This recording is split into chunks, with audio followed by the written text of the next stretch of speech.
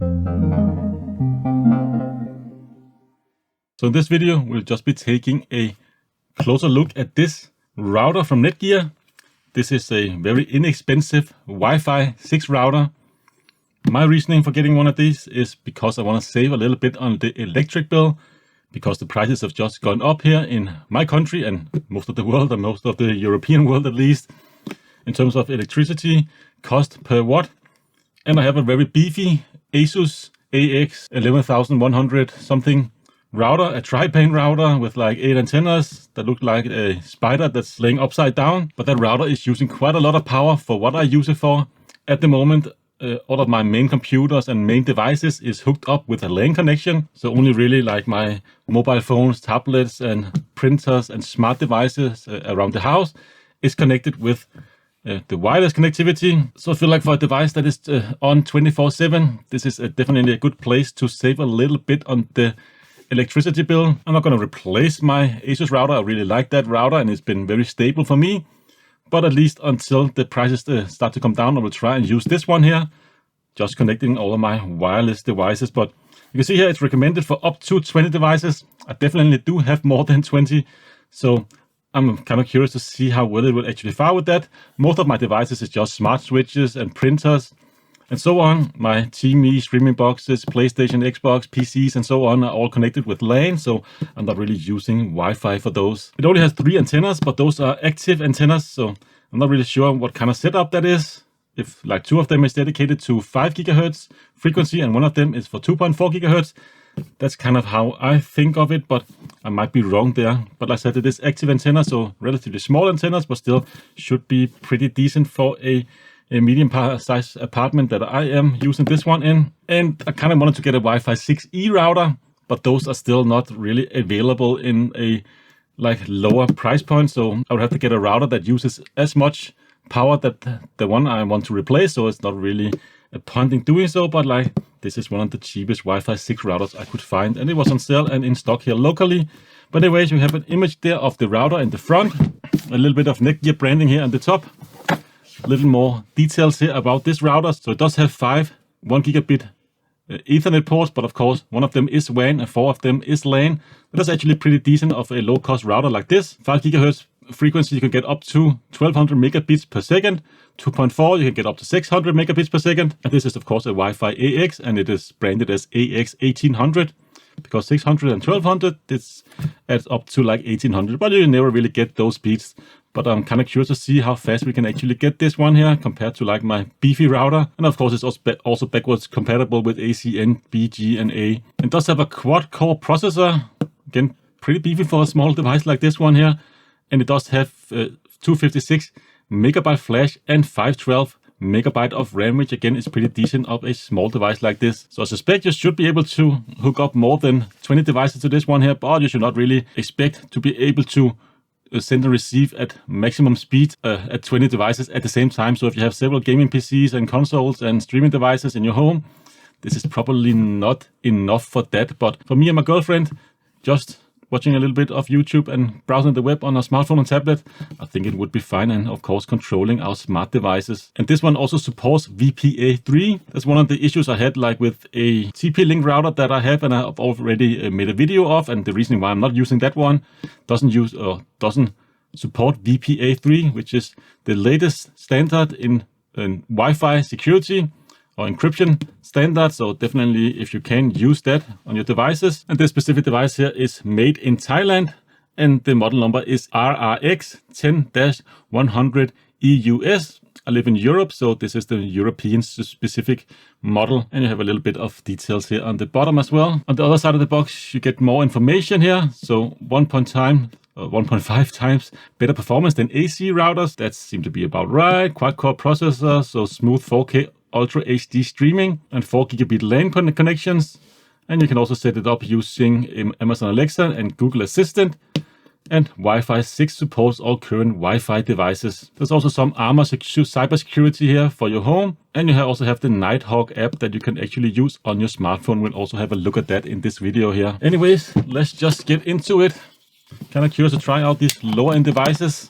See how much you can actually get for a cost like this. I paid just shy of $100/euros for this one here, maybe like $90/euros, so not really an expensive router at all. And Netgear, I have very good experience with their devices. Asus and Netgear is usually the ones I'm going for if I want a Wi-Fi router. Those have just been working the best for me. And let's just cut through all the plastic here as nice and tidy as we can. And let's see what we get here in the box. Quick start instructions. They kind of want you to download the Nighthawk app to install or set up this router here.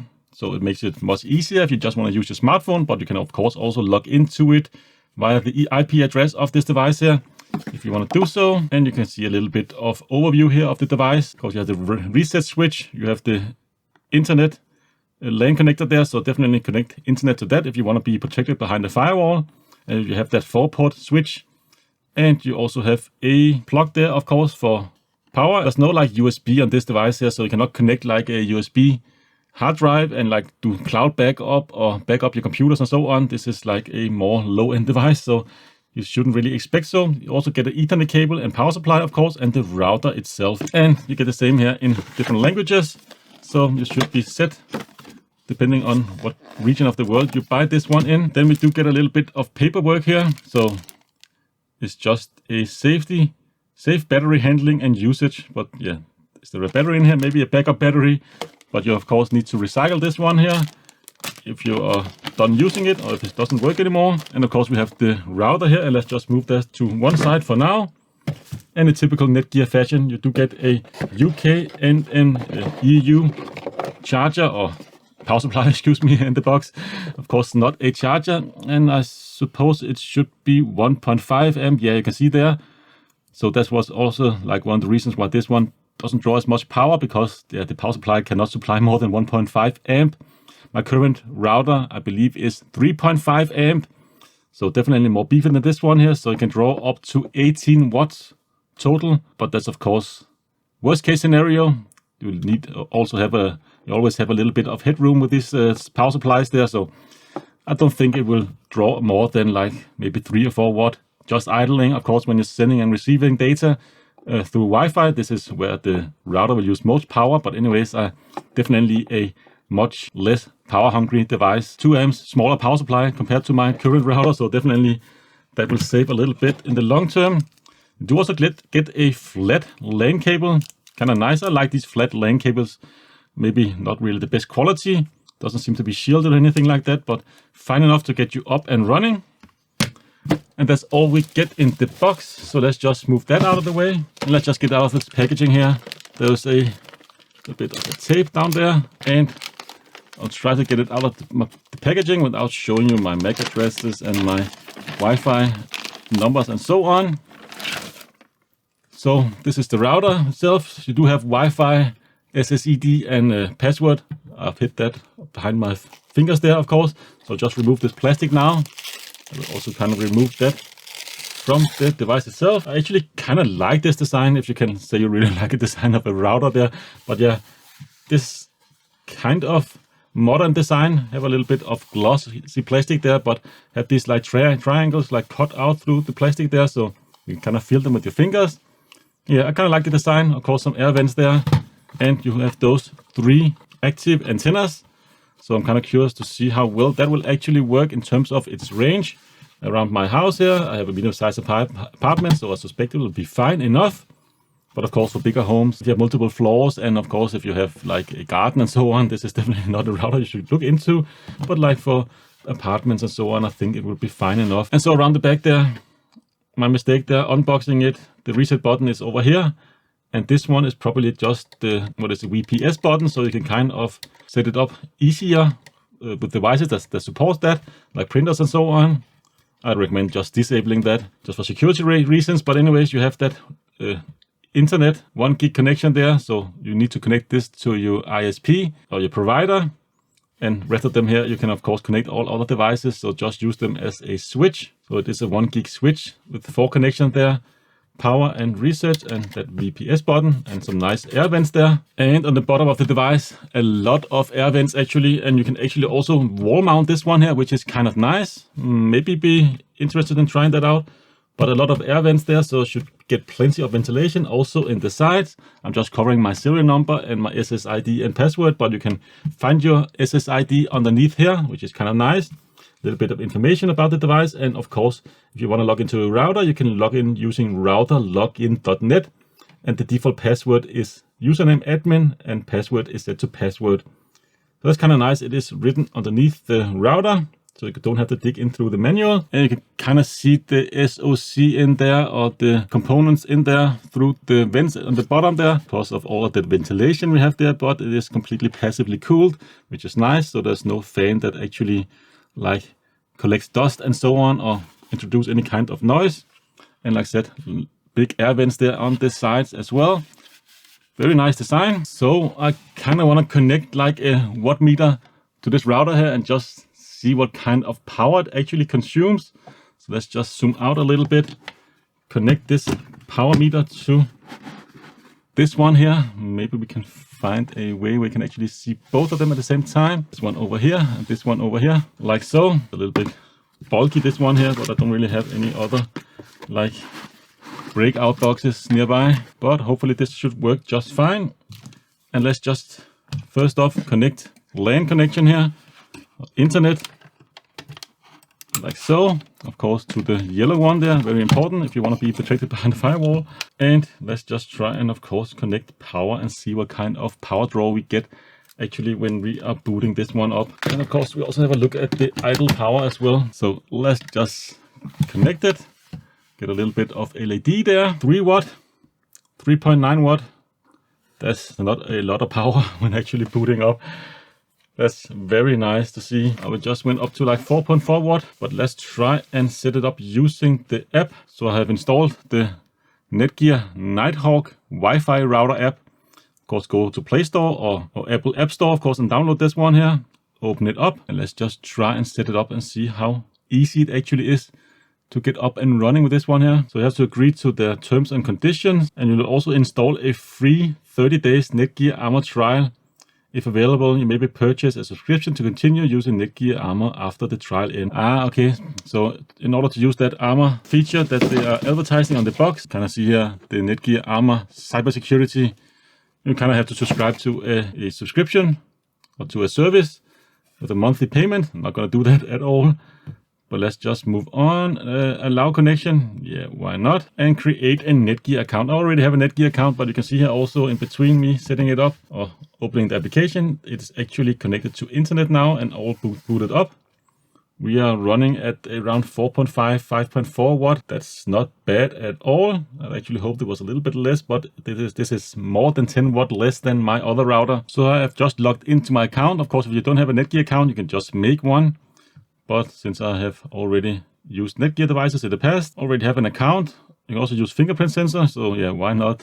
Just to add a little bit extra security, a little bit extreme maybe. But let's just try and set up a Nighthawk. Is this branded as a Nighthawk? I don't think it is actually, but let's just try. So a Wi-Fi router, let's select that one. So you can scan the QR code that is on the label, on the piece of plastic that we removed from the device. Just do that. Makes it a little easier. Unplug your internet modem, remove and reinsert the backup batteries, plug in your modem back in and wait for it to power on. Reboot your modem.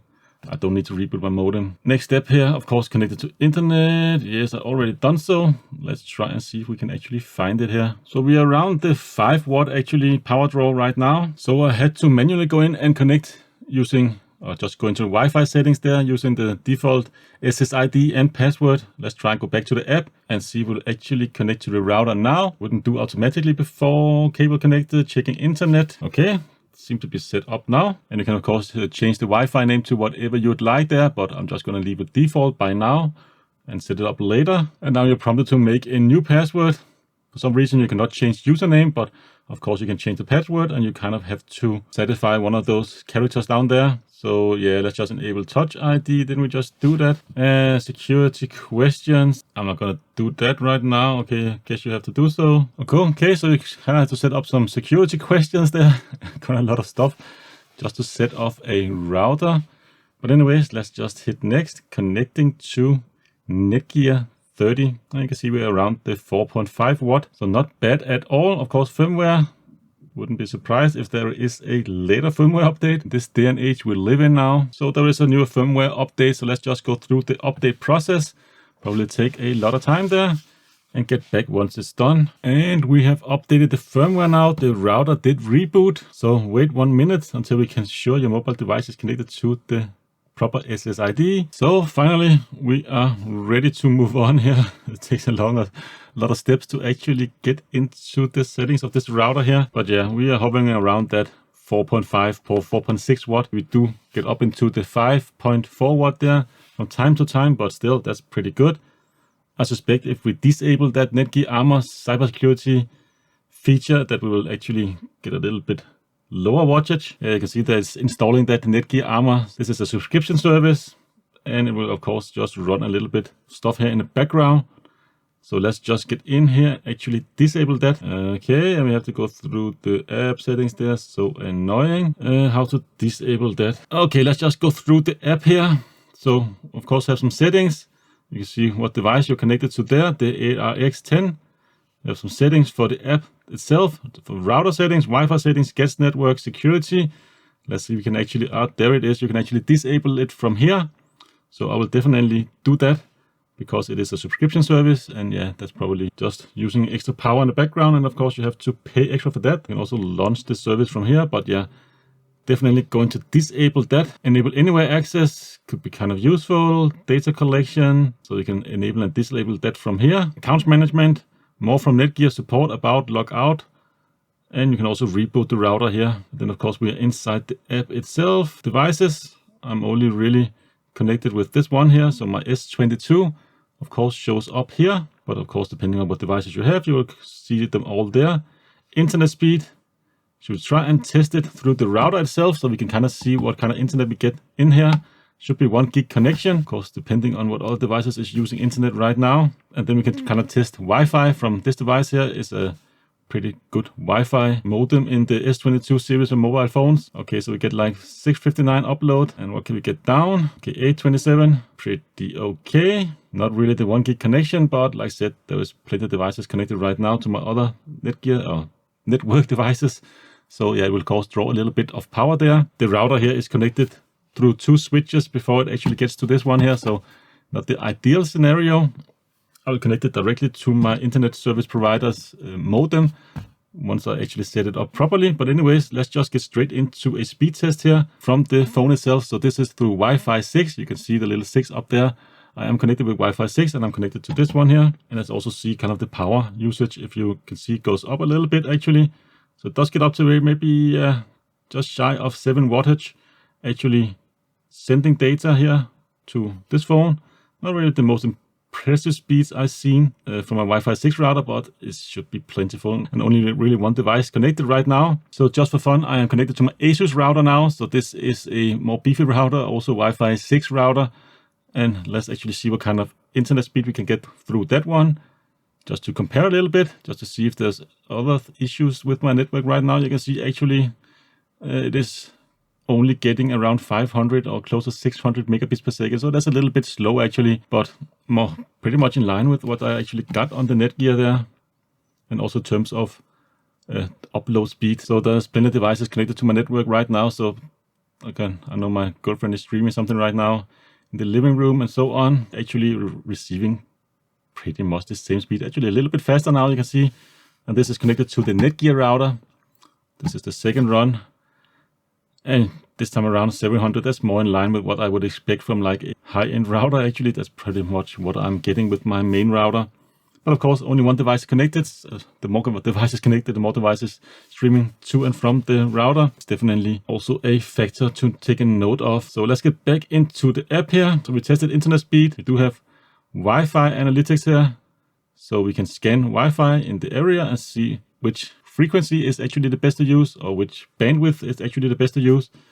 So that's kind of a nice feature. So you can kind of go around your house, living room, bedroom, bathroom, and so on, and test your speed. And you can see what kind of channel is actually best to set up in your environment. It's currently set to channel 44. But yeah, you can see here the channels that are the lowest usage is of course the channel you should connect to. Wi-Fi setting is of course just the SSID. I'm not going to show this here. You can also set your guest network up here, and you can also have a traffic meter, and then you have your support here. So pretty basic application actually, and it did take a few steps to actually set it up, but with that being said, it was pretty easy and you only really have to do this one time. So that's just been kind of a setup and first look video of the Netgear RAX10, or also known as the AX1800. So further impression, definitely seemed to be a pretty good router. As you can see here, it's kind of settled down at 4.5 watt, and in terms of actually heat, it is pretty cold to the touch actually. This is kind of nice, or great news rather, because yeah, my TP-Link that I had before this with an Intel SoC built in, it just got so freaking hot that you were kind of curious or worried that you will burn something. This one is pretty cold to the touch, although I only really have one device connected to it, so it's not really pulling a lot of strain from the device itself right now. The more devices, of course, the more power you will use and the warmer it will actually get. But first impression, I am kind of impressed with this one here. I would definitely highly recommend, especially if you can get it at a good deal like I did.